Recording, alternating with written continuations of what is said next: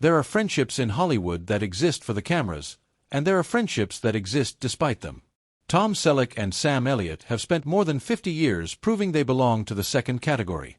Two tall men, two deep voices, two mustaches that became cultural shorthand for a certain kind of American masculinity, and underneath all of that, a bond that has quietly outlasted marriages, cancellations, career peaks, and the slow attrition of an industry that rarely lets old friends stay close. At 81 years old, with his signature television role finally behind him, Tom Selleck has been more open than ever about what Sam Elliott actually means to him. This is the story of how that friendship was built, tested, and confirmed, using only what these two men have actually said and done, not speculation dressed up as insight. Long before either man was famous, they were just two working actors trying to get a foothold in a business that did not owe them anything. Tom Selleck was born in Detroit in January 1945 and moved with his family to Sherman Oaks, California, as a boy. He went to the University of Southern California on a basketball scholarship, intending to study business, and only drifted into acting because a class at a community college looked like an easy way to fill a schedule. That accidental beginning is a detail Selleck has repeated often over the years, almost as if he still finds it hard to believe that a shrug of a decision turned into a 5-decade career. He trained at the Beverly Hills Playhouse, picked up bit parts on television shows nobody remembers today, and made his film debut in the strange, campy 1970 film Myra Breckinridge. About as far from his eventual image as a steady, trustworthy leading man as a debut could be. Sam Elliott's road ran on a parallel track.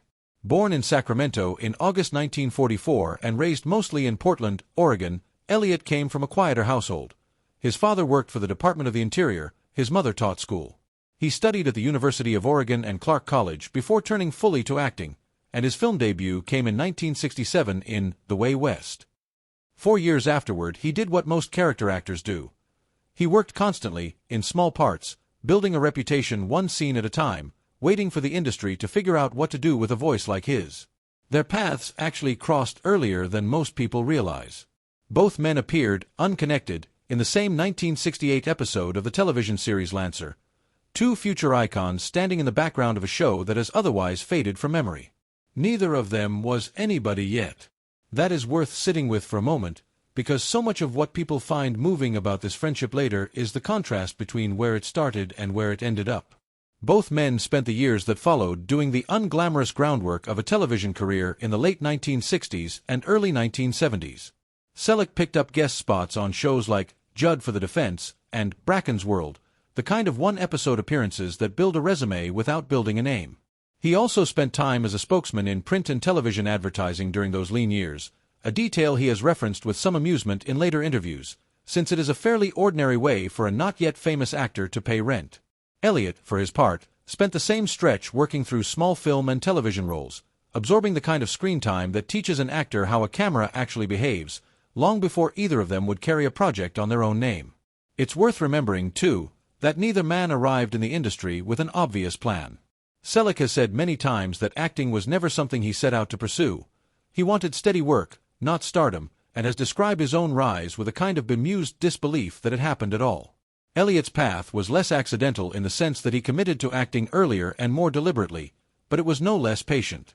Both were the type of actor Hollywood tends to build slowly rather than discover overnight, which may be part of why, when recognition eventually came, neither man seemed particularly interested in changing who he was to keep it.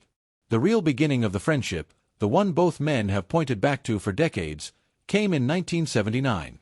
NBC aired The Sacketts, a miniseries adapted from two Louis L'Amour novels, and it cast Selleck, Elliott, and actor Jeff Osterhage as three brothers heading west from Tennessee after a family tragedy.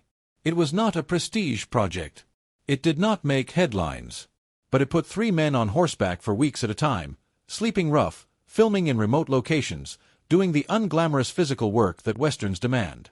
That kind of shared discomfort tends to either destroy a working relationship or cement it. For Selleck and Elliott, it cemented something.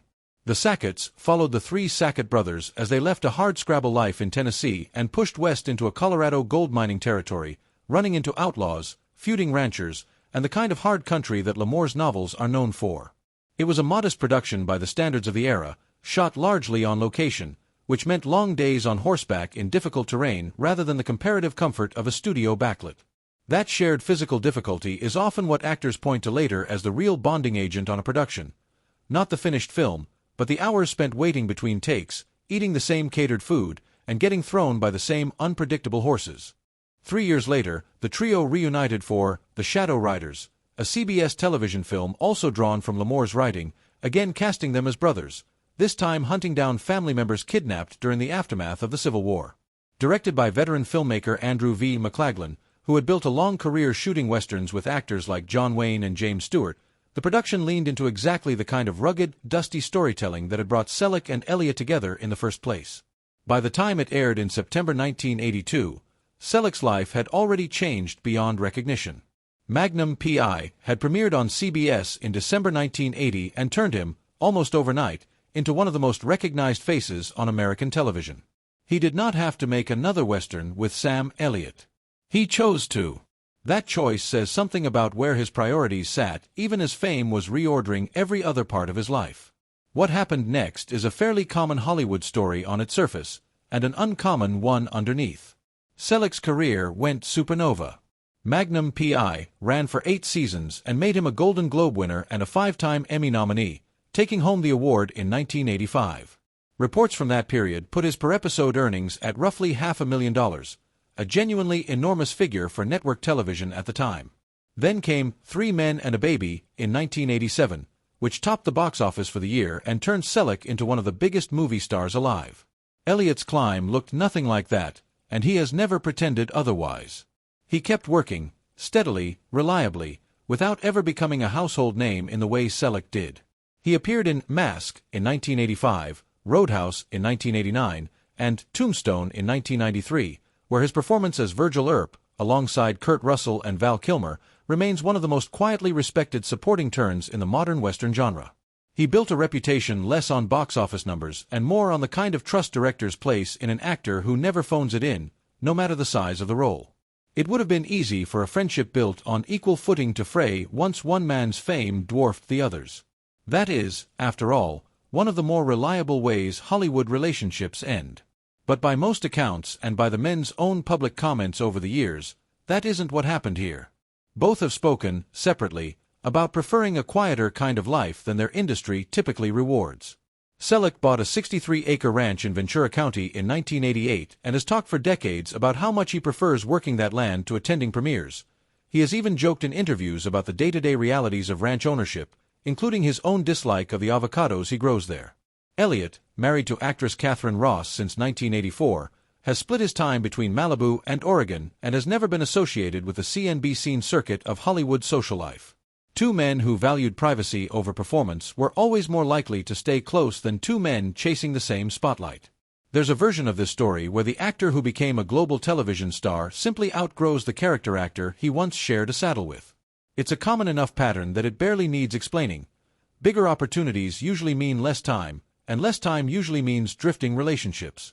What makes the Selleck-Elliott friendship notable is less the fact that it survived that pattern and more the reason it survived.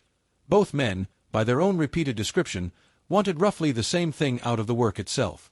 Steady, honest craftsmanship. Roles built on decency rather than shock value. A career that didn't require constantly reinventing your public image just to stay relevant. When 2 people share that outlook, the disparity in their fame becomes far less corrosive to the relationship than it would be otherwise. The 1990s pulled both actors into new territory without pulling them apart. Selleck wrapped Magnum P.I. in 1988, at the height of its popularity, rather than stretching the show past its natural life, a decision that fit his general pattern of choosing substance over milking a good thing. He moved into film work and, in the mid-1990s, took on a recurring role as Dr. Richard Burke on Friends, appearing across roughly 10 episodes as Monica's older boyfriend. It introduced him to an entirely new, younger audience that had no memory of Magnum's mustache and Hawaiian shirts, and the role remains one of the most talked-about guest arcs in the show's run to this day. Elliott, meanwhile, kept building his catalog with Tombstone and Gettysburg, while quietly becoming one of the most in-demand voices in American media, narrating documentaries, commercials, and audiobooks with a register that is genuinely one of a kind. It's a strange fact of the industry that Elliott's voice alone, separate from any role he ever played on screen, became a recognizable piece of American pop culture. He continued adding westerns to his filmography through the 1990s and 2000s as well, including Last Stand at Sabre River, Crossfire Trail, and Monty Walsh, each one reinforcing his standing as one of the genre's most reliable modern practitioners even as the genre itself fell out of mainstream fashion. Selleck's own relationship with the Western didn't end with Shadow Riders either. Over the following 2 decades, he returned to the genre repeatedly, including a lead role in Quigley Down Under in 1990, keeping a foot in the kind of storytelling that had first paired him with Elliott a decade earlier. Neither man needed the other to succeed in this stretch. But neither one disappeared from the other's story either. Interviewers kept asking Selleck about Elliott. Profiles of Elliott kept mentioning the Western miniseries that first paired them. The industry, in its own way, kept the friendship alive in conversation even during the years the two men weren't necessarily working side by side. The 2020s brought something neither man could have fully predicted, a genuine late-career resurgence for the Western genre itself, driven almost entirely by Taylor Sheridan's Yellowstone universe. In 2021, Elliott was cast as Shay Brennan in 1883, the prequel following the Dutton family's original journey west. It became one of the most acclaimed performances of his career. Elliott brought a level of grief and gravity to the role that reintroduced him to an enormous new audience raised on Yellowstone rather than on the westerns of the 1970s and 80s, and it earned him a Screen Actors Guild Award. For an actor who had spent decades doing exceptional, under-celebrated supporting work, it was a genuinely deserved moment in the sun. Selleck noticed, and he said so, on the record, without hedging. In December 2024, as Blue Bloods wrapped its 14th and final season on CBS after 275 episodes, Selleck sat for a cover interview with Parade magazine. Asked directly about the possibility of joining a Taylor Sheridan project alongside his old friend, his answer was immediate. Sam was great in 1883. Sam's always great. We go way, way back. I love him dearly. I'd love to work with Sam. It's a short quote, but it carries an unusual amount of weight for how plainly it's stated. There's no diplomatic hedge in it, no publicist's gloss. It reads exactly like what it is, a man in his 80s telling a reporter, without performance, how he actually feels about someone who has mattered to him for more than 50 years. That same interview found Selleck reflecting on the end of an era in his own life.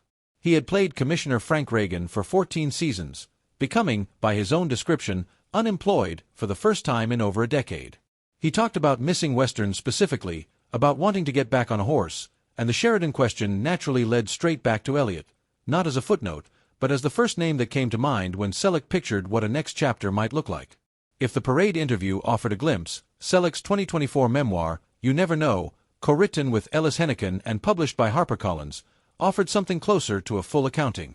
The book is Selleck looking back across an entire career and life, on his own terms, and choosing what to include. Among the relationships he singles out for genuine warmth, Sam Elliott's name appears alongside figures like Frank Sinatra and Carol Burnett, people Selleck has described as among the most meaningful friendships of his life. That is not incidental placement. A memoir is one of the few places a public figure gets to decide, without an interviewer's prompt, who actually mattered. Elliott made that list. What comes through in how Selleck talks about Elliott, in the book and around its release, is specificity rather than generic praise. He isn't offering the kind of interchangeable compliment colleagues trade for the press. He points to particular qualities: consistency, a refusal to cut corners, a preference for doing serious work over chasing the biggest paycheck on offer. Those are also, not coincidentally, the values Selleck has spent his own career being associated with. The actor who wrapped a hit show at its peak rather than stretch it, who chose ranch life over red carpets, who has said more than once that he never set out to be a star and simply wanted steady work. When Selleck praises those traits in Elliott, it reads less like flattery and more like recognition. Two men who made similar choices, decade after decade, looking at each other and seeing the proof that those choices held up. There's something worth noticing in how differently these two men have been allowed to age on screen, and how each has handled it. Selleck's Blue Bloods run gave him a 14-year showcase for playing a man of steady authority getting older in real time, week after week, in American living rooms. Elliott's 1883 arrived later and worked differently. A single, intense season that let him carry grief and hardened resolve in a way that reminded audiences an actor can still hit a career peak well past the age most performers get pushed out of leading roles. Both men, in their own ways, have talked about wanting to keep working rather than easing quietly into retirement.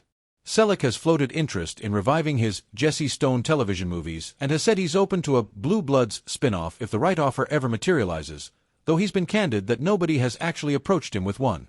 In that same Parade interview, he described feeling unemployed for the first time in nearly 15 years, a word he used with visible discomfort rather than relief. He talked about missing the physical rhythm of Western filmmaking specifically, wanting, in his own words, to sit on a horse again, which makes his answer about Elliott Land as more than a passing pleasantry. It reads like a man describing the actual shape of the work he still wants to do, with the specific person he'd most want to do it alongside. Neither man has shown much interest in walking away simply because the industry expects performers their age to. If anything, Elliott's success in 1883 seems to have sharpened Selleck's appetite for one more good role, and it is telling that when a reporter dangled the idea of a Taylor Sheridan project in front of him, the first thing Selleck reached for wasn't a plot idea or a genre preference, it was his old friend's name. Neither Selleck nor Elliott has built a public mythology around this friendship. Neither has given a tell-all interview explaining exactly what the other means to him in dramatic terms. What exists instead is a long, consistent pattern.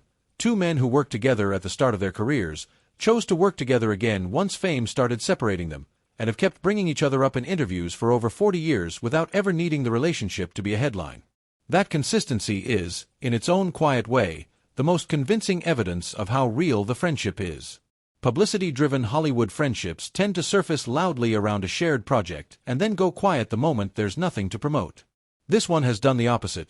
It shows up unprompted, in interviews that have nothing to do with a joint release, in a memoir written decades after their last shared project, in a straightforward answer to a question about an entirely different actor's television show. Selleck didn't need to bring up Sam Elliott in a Parade interview about Blue Bloods ending. He did it anyway, immediately and without qualification, because it was simply the truthful answer to the question he was asked. At 81, with Blue Bloods behind him and no clear next role locked in, Tom Selleck finds himself in a familiar position for actors of his generation. Successful, respected, and uncertain what comes next. But if his recent interviews and his memoir make anything clear, it's that he isn't measuring his career only by the size of the roles he's played. He's measuring it, at least in part, by the people who were there before Magnum P.I. made him famous and who are still there now, decades after the mustache became a cultural touchstone. Sam Elliott occupies a specific place in that accounting, not as a footnote from an old Western miniseries, but as a friend Selleck still names first when asked who he'd want to work with again.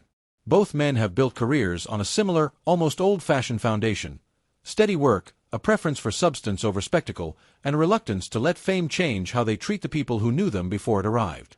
It's a foundation that happens to make for very good on-screen brothers, and it's the same foundation that appears to have made for very real friends off-screen for more than half a century.